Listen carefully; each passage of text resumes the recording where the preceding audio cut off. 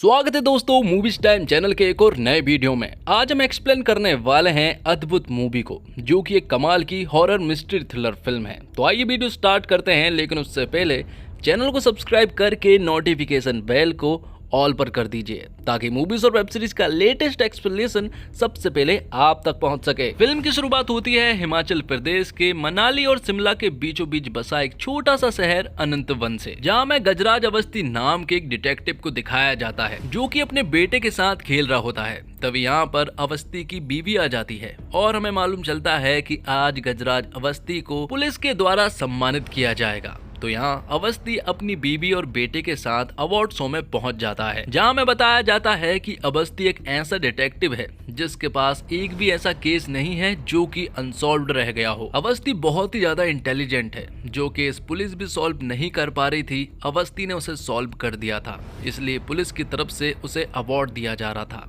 यहाँ पर अवस्थी से पूछा जाता है कि क्या आपके पास कभी ऐसा केस आया है जिसे सॉल्व करते वक्त आपको परेशानी आई होगी। ये सुनने के बाद अवस्थी 5 साल पुराने अपने केस के बारे में सोचने लगता है, जिसमें उसे बहुत प्रॉब्लम हुई थी। और फिर कहानी 5 साल पहले शिफ्ट हो जाती है, जहाँ पर कि हमें श्रेया नाम की एक लड़की को दिखाया जाता है, जो कि अपने पति आदि के साथ नई नई इस जगह पर शिफ्ट हुई है। मालूम चलता है कि आदि पास ही के गुड लाइफ हॉस्पिटल का डॉक्टर होने के साथ साथ वहाँ का एमडी भी है। इतनी कम उम्र में आदि ने अपना बहुत नाम बना लिया था और श्रेया भी पहले डॉक्टर रहा करती थी, लेकिन उनके साथ फिर कुछ ऐसा हुआ था कि श्रेया डॉक्टर नहीं रही। आदि श्रेया पर ज्यादा ध्यान नहीं देता और श्रेया हमेशा चाहती है कि आदि उसके साथ रहे। जिसके बाद हॉस्पिटल जाने से पहले आदि यहाँ पर श्रेया को एक इंजेक्शन देता है। मालूम चलता है कि श्रेया की हालत ठीक नहीं है। जब वो टमाटर को काट कर उन्हें मिक्सर में डालती है, तभी अचानक से उसके पास आदि का कॉल आ जाता है। वो उससे मेडिसिन के बारे में पूछता है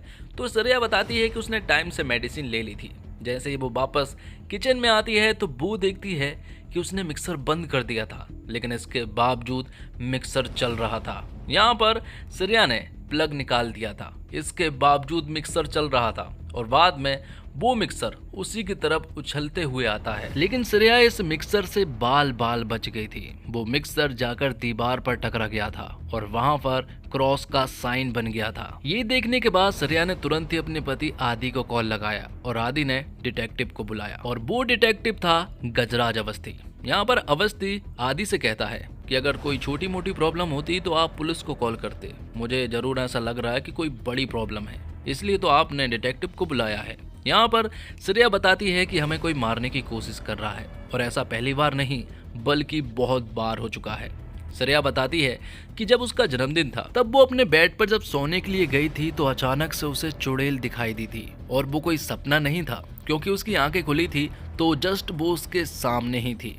और एक बार नए घर के लिए कुछ डेकोरेशन की कुछ चीजें खरीदने के लिए गए थे, लेकिन तभी अचानक से ऊपर से एक झूमर गिर गया था और हम बाल बाल बचे थे। वो यहाँ पर क्रॉस के वो साइन भी बताती है कि ये एक्सीडेंट होने के बाद क्रॉस के साइन हमें दिखाई पड़ते हैं। तो अवस्थी बताता है कि ये उसे कोई प्लानिंग नहीं लग रही है, बल्कि ये हो सकता है कि इत्तेफाक है, क्योंकि जिस शॉप पर तुम लोग गए थे वो 60 साल पुराना शॉप है, इसलिए वहाँ की चीजें अब कमजोर हो चुकी है, इसलिए शायद झूमर गिर गया हो और हो सकता है तुम्हारे मिक्सर में भी कोई खराबी आ गई हो। लेकिन अगर इसे एक दूसरे एंगल से देखा जाए तो ये सचमुच कुछ एक अलग चीज है, इसलिए वो इसकी जांच पड़ताल जरूर करेगा। अब आगे अवस्थी डायरेक्ट अपने ऑफिस पहुंचता है, जहां पर कि हम सोनू नाम के एक लड़के को देख पाते हैं, जो कि अवस्थी के साथ ही नया नया सीखने के लिए आया है। तो वो दोनों मिलकर ही इस केस को हैंडल करेंगे और यहाँ अवस्थी ने इन्वेस्टिगेशन स्टार्ट कर दी थी। वो तुरंत ही उस शॉप पर पहुंचता है, वहां पर सारी चीजें देखता है और इनके घर के आजू बाजू भी वो सारी चीजें देखकर तुरंत ही आदि के पास पहुंचता है। वो उन्हें बताता है कि उसे ऐसा नहीं लग रहा है कि कोई तुम्हें मारने की कोशिश कर रहा है, क्योंकि अगर कोई किलर तुम्हें मारने की कोशिश कर रहा होता तो अब तक वो तुम्हें मार देता, क्योंकि तुम्हें मारना बहुत आसान है। लेकिन कुछ चीजें थी जो कि अवस्थी को समझ नहीं आ रही थी। तभी यहाँ पर हम उसके पास एक बूढ़े आदमी को देख पाते हैं, जो कि इस केस के बारे में अवस्थी को कुछ बता रहा होता है। लेकिन ये आदमी फिल्म में बहुत बार अवस्थी के सामने आता है। अवस्थी को एक बात समझ आई थी, जब भी श्रेया और आदि के ऊपर अटैक होता तो उनके लिए वो कोई खास दिन होता, इसलिए अब जब गुड लाइफ हॉस्पिटल के लिए एक सेमिनार था तो यहाँ पर अवस्थी पहुंच जाता है, क्योंकि अवस्थी को पूरा यकीन है कि यहाँ पर भी कुछ ना कुछ तो गड़बड़ होगी, इसलिए उसने सोनू को भी यहाँ पर लेकर आया था। अचानक से जब आदि स्पीच दे रहा होता है तभी यहाँ पर लाइट ब्लिंक होने लगती है और जो पंखे होते हैं वो बहुत ही स्पीड से चल रहे थे। तभी सोनू सारे पंखे बंद कर देता है, लेकिन एक पंखा अभी भी नॉन स्टॉप चल रहा था और वो यहाँ श्रेया और आदि के ऊपर जा गिरता है, लेकिन यहाँ पर वो लोग बाल बाल बच चुके थे। तभी अवस्थी देखता है कि उसी पंखे ने एक और वही क्रॉस का साइन बना दिया था और तभी अवस्थी यहाँ पर एक औरत को भी देखता है जो कि पीछे पलट कर देख रही थी। उसे इस औरत पर थोड़ा शक हुआ था क्योंकि सभी लोग बुरी तरह से भाग रहे थे, लेकिन ये औरत पलट कर देख रही थी। तब वो तुरंत ही इस लड़की के बारे में पता करना स्टार्ट कर देते हैं। पर अवस्थी ने इसे पहले भी देखा है। जब अवस्थी चर्च गया था इन्वेस्टिगेशन के लिए तो यहाँ पर उसने इस लड़की को भी उसी चर्च में देखा था। अब उस लड़की के बारे में जब पता किया जाता है तो मालूम चलता है कि इसका नाम मैरी मैथ्यू है, जो कि आशा फाउंडेशन चलाती है, जहाँ पर कि बूढ़े आदमियों की ये मदद करती है और हर बुधवार को ये चर्च भी जाती है। इसलिए वो फादर से मिलता है और फादर उसे बताते हैं कि वो बहुत ही अच्छी लड़की है। फाउंडेशन के जितने भी बुजुर्ग होते हैं वो उन सारे बुजुर्गों को हर बुधवार यहाँ पर लेकर आती है और जब वो मैरी मैथ्यू के बारे में खोजबीन करते हैं तो उन्हें मैरी मैथ्यू के बारे में ज्यादा कुछ नहीं मालूम चलता, क्योंकि इसकी डिटेल्स बहुत ही कम थी। यहाँ तक कि मैरी मैथ्यू किसी सोशल मीडिया पर भी नहीं थी। लेकिन अवस्थी को मैरी मैथ्यू ही अब सस्पेक्ट लगने लगी थी, इसलिए वो सोनू से कहता है कि 24 घंटे अब तुम्हें मैरी मैथ्यू के ऊपर नजर रखना है।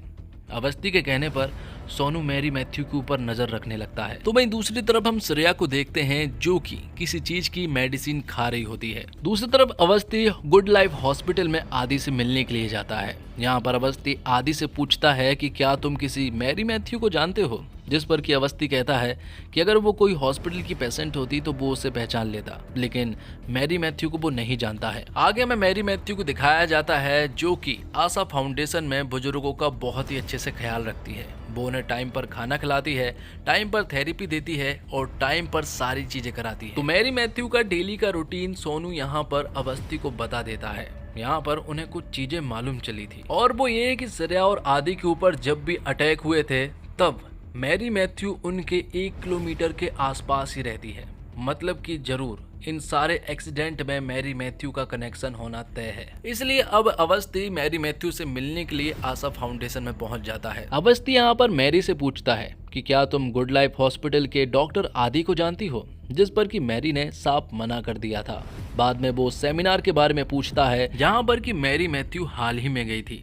तो यहाँ मैरी बताती है कि वो तो सेमिनार में अक्सर जाती रहती है क्योंकि फाउंडेशन में उसे चैरिटी की जरूरत पड़ती है। लेकिन यहाँ अवस्थी को ऐसा लग रहा है कि मैरी मैथ्यू और आदि के बीच में कोई ना कोई कनेक्शन तो जरूर है। इसलिए अवस्थी और सोनू मैरी मैथ्यू और आदि के ऊपर नजर रखने लगते हैं। मैरी मैथ्यू और आदि दिन भर क्या करते हैं, कहाँ पर जाते हैं, किससे मिलते हैं, वो सारी चीजें नोटिस करते हैं। और एक दिन जब मैरी मैथ्यू कहीं पर जा रही होती है तभी अचानक से वो एक दिन आदि से टकरा जाती है। जब वो दोनों टकराए तो यहीं पर अवस्थी भी मौजूद था और उसे ऐसा लगा कि ये दोनों एक दूसरे को जानते हैं। लेकिन थोड़ी देर के बाद वो दोनों ही अपने अपने रास्ते निकल जाते हैं। यहाँ आदि अपनी कार लेकर चला जाता है तो यहाँ मैरी दूर जाकर खड़ी हो जाती है और तभी अचानक से वो आदि की कार के पीछे दौड़ लगाना स्टार्ट कर देती है। बहुत देर तक दौड़ने के बाद वो एक जगह पर रुक जाती है। मैरी को कुछ तो हुआ था लेकिन थोड़ी देर के बाद वो बिल्कुल नॉर्मल हो जाती है।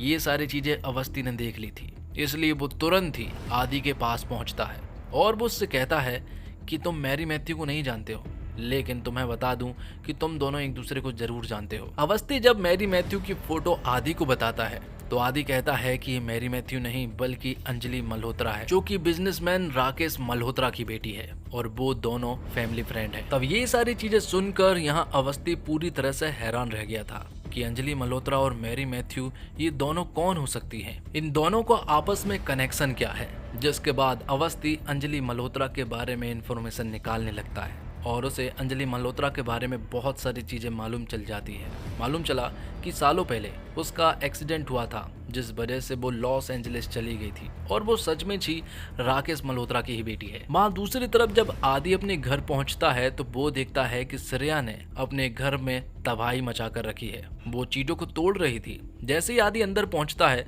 तो वो श्रेया को देखता है जिसका चेहरा पूरी तरह से बदल गया था। वो उसे चिल्लाता है तो यहाँ श्रेया बिल्डिंग से कूदकर भागने लगती है। तब आदि भी अपनी कार निकालता है और तुरंत ही उसका पीछा करने लगता है, लेकिन आदि श्रेया को नहीं पकड़ पा रहा था क्योंकि वो 100 किलोमीटर प्रति घंटे की रफ्तार से भाग रही थी। अचानक से श्रेया बीच रोड पर रुक जाती है। ट्रक पीछे से आ रहा था, लेकिन सही समय पर अवस्थी ने उसे बचा लिया था। यहाँ पर श्रेया कुछ इशारा भी बता रही होती है और तभी हम यहाँ मैरी मैथ्यू को देख पाते हैं जो कि प्रोटेस्ट पर थी। तो अब श्रेया के साथ जो कुछ भी हुआ इसके बारे में अवस्थी ये सारी चीजें आदि से पूछता है। आदि यहाँ अवस्थी को बताता है कि मैंने तुमसे एक बात छिपाई है। शादी के बाद अचानक से पता नहीं श्रेया को क्या हुआ कि वो डिप्रेशन में जाती जा रही थी, इसलिए उसका ट्रीटमेंट भी चल रहा है और हमें मालूम चलता है कि श्रेया वो दवाई डिप्रेशन की ही खाया करती है। तभी डॉक्टर बताती है कि अब श्रेया पूरी तरह से ठीक है और वो यहाँ आदि को कॉन्ग्रेचुलेट भी करती है। दरअसल में श्रेया प्रेग्नेंट हो चुकी थी, लेकिन इन सारी बातों से आदि कहीं ना कहीं खुश नहीं था। जिसके बाद अवस्थी अंजलि मल्होत्रा की कॉलेज की दोस्त से मिलने के लिए जाता है। उसकी दोस्त बताती है कि वो दोनों बेस्ट फ्रेंड थे और कॉलेज के समय पे अंजलि मल्होत्रा को अर्जुन नाम के लड़के पर क्रश था। वो दोनों ही कहीं न कहीं एक दूसरे को पसंद किया करते थे। तभी एक दिन वो दोनों जब पार्टी में गए तो अंजलि ने यहाँ पर बहुत सारी शराब पी ली थी और जब वो यहाँ अर्जुन को इधर उधर ढूंढने लगी तो अर्जुन उसे कहीं भी नहीं दिखाई दे रहा था। जब वो एक कमरे में गई तो उसने देखा कि अर्जुन जो है वो किसी दूसरी लड़की के साथ इंटीमेट हो रहा है। ये देखने के बाद तो अंजलि का पूरी तरह से दिल ही टूट गया था। वो और भी ज़्यादा शराब पी लेती है और अपनी कार को लेकर चली गई थी और तभी उसका एक्सीडेंट भी हो गया था। बाद में उसका इलाज हुआ और फिर वो लॉस एंजलिस चली गई थी। यहाँ आदि श्रेया से कहता है कि ये सब कुछ क्या है, हमारे बीच तो कुछ हुआ भी नहीं, इसके बावजूद तुम प्रेग्नेंट कैसे हो गई। तो श्रेया बताती है कि जब मेरा जन्मदिन था तब तुमने बहुत ज्यादा शराब पी ली थी और तभी हम दोनों इंटीमेट भी हो गए थे। लेकिन श्रेया प्रेग्नेंट हो गई है, इस चीज से आदि को बिल्कुल भी अच्छा नहीं लग रहा था और ये देखकर श्रेया को बहुत बुरा लग रहा था। तभी अचानक से श्रेया दीवार में अपना सर पटकने लगती है और तभी वो आदि के ऊपर हमला कर देती है। आदि यहाँ उससे जैसे तैसे बचता है, लेकिन यहाँ श्रेया बहुत ही आक्रामक थी। पर जब आदि उसका नाम पुकारता है तो श्रेया पूरी तरह से नॉर्मल हो जाती है। तो अब जो अंजलि मल्होत्रा का एक्सीडेंट हुआ था उसकी पुलिस की रिपोर्ट मंगाई जाती है। वो रिपोर्ट पढ़ने पर यहाँ पर अवस्थी को मालूम चला कि ये रिपोर्ट बदली गई है, इसमें सारी इन्फॉर्मेशन नहीं लिखी है। इसलिए अवस्थी अब अंजलि मल्होत्रा के पिता राकेश मल्होत्रा से मिलने के लिए जाता है। वो उनसे सारी चीजें पूछता है। वो उनसे कहता है कि मैं कोई पुलिस वाला नहीं हूँ, मैं एक डिटेक्टिव हूँ और मुझे सब कुछ जानना है, वरना वो सारी चीजें निकलवा भी सकता है। तो राकेश मल्होत्रा ने बताया कि जब अंजलि मल्होत्रा का एक्सीडेंट हुआ तो ड्राइवर ने ही उसे गुड लाइफ हॉस्पिटल लेकर गया था। उसकी हालत बहुत ज्यादा गंभीर थी, उसका चेहरा पूरी तरह से बिगड़ गया था, लेकिन वो बच गई थी। बाद में हमने उसे लॉस एंजलिस ले गए और वहाँ उसकी चेहरे की कॉस्मेटिक सर्जरी हुई। लेकिन यहाँ अवस्थी उन्हें बताता है कि कॉस्मेटिक सर्जरी से सिर्फ और सिर्फ चेहरा बदलता है, हाइट नहीं। इसलिए मैं आपको बता दूं कि अंजलि मल्होत्रा और मैरी मैथ्यू एक ही हैं। अवस्थी को मालूम है कि राकेश मल्होत्रा ने सारी सच्चाई नहीं बताई है, पर यहाँ अवस्थी अब श्रेया से मिलने के लिए जाता है।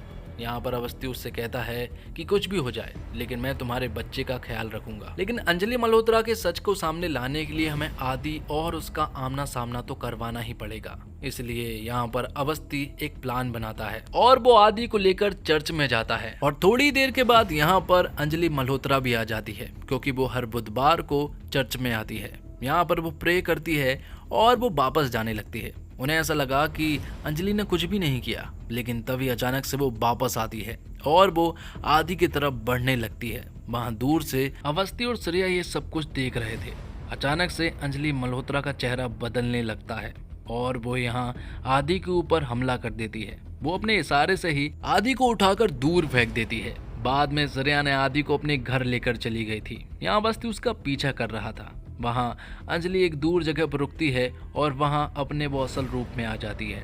यहाँ आदि के घर पर पूरे घर में क्रॉस वाले साइन बन चुके थे, जो देखकर वो पूरी तरह से डर गए थे। अवस्थी रमाकांत नाम के एक ट्रक ड्राइवर से मिलता है और मालूम चला कि अंजलि मल्होत्रा का जिस दिन एक्सीडेंट हुआ था वो रमाकांत के ट्रक से ही हुआ था और रमाकांत ने ही बाद में उसे हॉस्पिटल लेकर गया था। वो बता रहा था कि उसने तो ट्रक को एक जगह पर खड़ा कर लिया था, लेकिन Anjali Malhotra full of out of control थी और वही आकर उसके ट्रक में घुस गई थी। तो रमाकांत ने अंजलि को गुड लाइफ हॉस्पिटल लेकर गया था। यहाँ अवस्थी तुरंत ही गुड लाइफ हॉस्पिटल जाने लगता है। वहाँ कुछ चीजें हो रही थी जो कि अवस्थी को कुछ बताना चाह रही थी। अगले दिन अवस्थी एमी नाम की लड़की के पेरेंट्स से मिलने के लिए जाता है। आखिर ये लोग कौन है वो हमें थोड़ी देर में ही पता चल जाएगा। यहाँ पर अवस्थी श्रेया के पास कॉल करता है। वो उन्हें बताता है कि आज जो हॉस्पिटल का इनॉग्रेशन होने वाला है उसमें मत जाओ, वरना अंजलि मल्होत्रा तुम्हें मार देगी। लेकिन यहाँ पर वो लोग नहीं मानते। राकेश मल्होत्रा को उन्होंने चीफ गेस्ट के रूप में बुलाया था, लेकिन तभी यहाँ पर अवस्थी आ जाता है और अब उसके हाथ कुछ ऐसी चीजें तो लग चुकी थी जिस वजह से अब वो इस केस के बारे में बहुत कुछ जानने लगा था। तभी अचानक से हॉस्पिटल में हवाएं चलना स्टार्ट हो जाती है और यहाँ हम अंजलि मल्होत्रा को देख पाते हैं जो कि अपने फुल ऑन चुड़ैल वाले किरदार में थी। वो अपने हाथ से हवाओं के द्वारा इन सारे गुंडों को उड़ा उड़ा कर मार रही थी। और बाद में जब अंजलि मल्होत्रा श्रेया को मारने वाली थी कि तभी दूर से अवस्थी आवाज लगाता है एमी, और ये सुनने के बाद अंजलि मल्होत्रा तुरंत ही रुक जाती है। तब यहाँ पर एमी के पेरेंट्स को बुलाया जाता है और मालूम चलता है कि अंजलि मल्होत्रा के अंदर एमी की आत्मा है। तब अवस्थी अब एक बैक स्टोरी बताता है। मालूम चलता है कि कुछ साल पहले आदि और श्रेया एक दूसरे से बहुत प्यार करते थे, दोनों एक ही हॉस्पिटल में थे कि तभी अचानक से उनके पास एक केस आता है जो कि अंजलि मल्होत्रा का था। उसकी हालत काफी ज्यादा गंभीर थी, लेकिन तभी यहाँ राकेश मल्होत्रा आता है। वो आदि से कहता है कि तुम बस मेरी बेटी को ठीक कर दो, लेकिन आदि ने बताया कि उसकी हालत बहुत खराब है, हम उसे नहीं बचा सकते। उसका हार्ट पूरी तरह से कमजोर हो गया है, हम उसे ज्यादा देर तक नहीं बचा पाएंगे। तभी राकेश मल्होत्रा कहता है कि बस तुम मेरी बेटी को ठीक कर दो, अगर वो ठीक हो गई तो ये पूरा हॉस्पिटल में तुम्हारे नाम ही कर दूंगा। तो यहाँ में मालूम चला कि इस वक्त आदि एक छोटा मोटा डॉक्टर था। श्रेया बताती है कि एक तरह से तुम्हारी बेटी को बचाया जा सकता है। मालूम चला कि वार्ड नंबर 11 में एमी नाम की लड़की कई दिनों से कोमा में है। अगर हम उसका दिल निकाल कर अंजलि मल्होत्रा के अंदर डाल दें तो अंजलि बच सकती है। शुरुआत में तो आदि बिल्कुल नहीं मान रहा था, उसने तो साफ इनकार कर दिया था, लेकिन श्रेया के कहने पर यहाँ उन्होंने एमी को मार दिया था। एमी ये सारी बातें सुन तो रही थी, लेकिन वो जाग नहीं पाई और उसके जागने से पहले ही श्रेया ने उसे जान से मार दिया। बाद में उसका हार्ट निकाल लिया गया और वो हार्ट अंजलि मल्होत्रा के अंदर डाल दिया गया। बाद में उसे लॉस एंजलिस भेज दिया गया था। कॉस्मेटिक सर्जरी भी हुई थी, लेकिन तब तक अंजलि मल्होत्रा के अंदर एमी आ चुकी थी। वो अपना फाउंडेशन खोलना चाहती थी, इसलिए वो अपने मन की करती है और फाउंडेशन खोलती है और यहीं पर आकर अब वो इन सब से बदला ले रही थी। इत्तेफाक से ये सभी लोग एक ही जगह पर मिल गए थे। इसी वजह से अब आदि, राकेश मल्होत्रा और श्रेया को सजा मिलनी चाहिए थी। ये सारी चीजें अवस्थी को कैसे मालूम चली? तो वो जब रूम नंबर 11 में गया था तो वहाँ उसने एमी मैथ्यू की एक फाइल देखी थी और एमी मैथ्यू का ही नाम बदलकर उन्होंने मैरी मैथ्यू रख दिया था। बाद में वो एमी के पेरेंट्स से मिला था और फिर उसे सारी चीजें मालूम चल गई थी, जिसके बाद इन तीनों को अरेस्ट कर लिया जाता है। 6 महीने के बाद जेल में श्रेया को एक बेटा होता है, लेकिन उन दोनों को उम्र कैद की सजा मिली थी, इसलिए वो अपने बेटे को अपने पास नहीं रख सकते थे। ये लोग जेल चले जाते हैं और ये बेटा अवस्थी को दे दिया जाता है। तो आज जो उसके साथ बेटा था वो उनका नहीं बल्कि श्रेया और आदि का था, क्योंकि सालों पहले यहाँ अवस्थी की वाइफ का मिसकैरेज हो गया था, इसी वजह से वो मां नहीं बन पाई। आखिर में मालूम चला कि जो अवस्थी के साथ बूढ़े आदमी हुआ करते थे वो कोई और नहीं बल्कि अवस्थी के पिता होते हैं। दरअसल में अवस्थी के पिता भी एक डिटेक्टिव हुआ करते थे और अब उनकी आत्मा अवस्थी के साथ रहती है और उसकी मदद करती है। यहाँ उनका भी काम हो गया था, इसलिए यहाँ से वो भी चले गए थे। जाते जाते उन्होंने कहकर गए थे कि जब भी उसे जरूरत पड़ेगी तो वो वापस आ जाएंगे। और इसी के साथ ये वीडियो यहीं पर समाप्त होता है। उम्मीद करता हूँ दोस्तों आपको वीडियो पसंद आई होगी। वीडियो अगर अच्छा लगा हो तो वीडियो को लाइक करके, चैनल को सब्सक्राइब करके, नोटिफिकेशन बेल को ऑल पर कर दीजिए ताकि मूवीज और वेब सीरीज का लेटेस्ट एक्सप्लेनेशन सबसे पहले आप तक पहुंच सके। मिलते हैं एक और कमाल की वीडियो के साथ, तब तक के लिए आप हमारे चैनल के साथ बने रहिए। धन्यवाद। जय हिंद, जय भारत, जय श्री राम।